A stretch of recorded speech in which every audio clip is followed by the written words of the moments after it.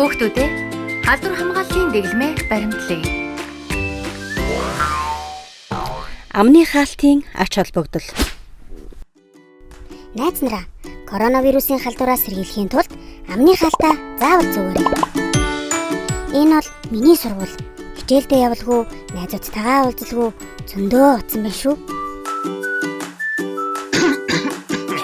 Өөх, энэ хүмүүс ингэж их ханиалгаж байж яагаад маск зөхгүй байна?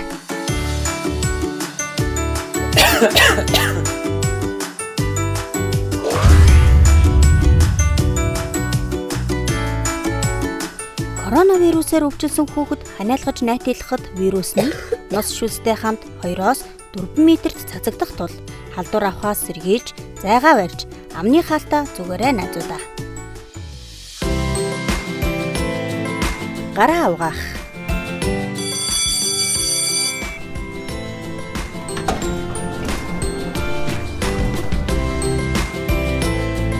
Хүүхдүүдээ хаалхны бариул, шатны бариул, цахилгаан шатны товчлуур зэрэг хүүхдүүд олноороо хүрдэг газруудад гараа хүргэснээс халдвар авах магадaltaй тул гараа савнтай усаар маш сайн зөв угаагаарай. Олон хүнтэй газраар явахгүй байх. Бага насны хүүхдүүд өртөмхий бүлгийн хүмүүсийг шаардлагагүй тохиолдолд эмнэлэг болон олон нийтийн газар авч явахгүй байхыг танд зөвлөе. Олон хүнтэй газраар хүүхдээ дагуулж явах нь халдвар авах эрсдэлтэй гэж энэ ч гэж хэлсэн шүү дээ ээжээ. Эцэг эхчүүдээ шаардлагагүй бол хүүхдүүдээ олон хүнтэй газраар дагуулж явахаас зайлсхийцгээе. Айл хэсгүй, зочин өрөхгүй байх. За сайн уу? Амралтаа авсан хөө. Маргааш манад гэр бүлээ дагуулад хүрээд ирэх үү? Аваа, гэртээ зочин үрж айлсг нь халдвар авах бас тараах эрсдэлтэй гэж энд хэлсэн шүү дээ.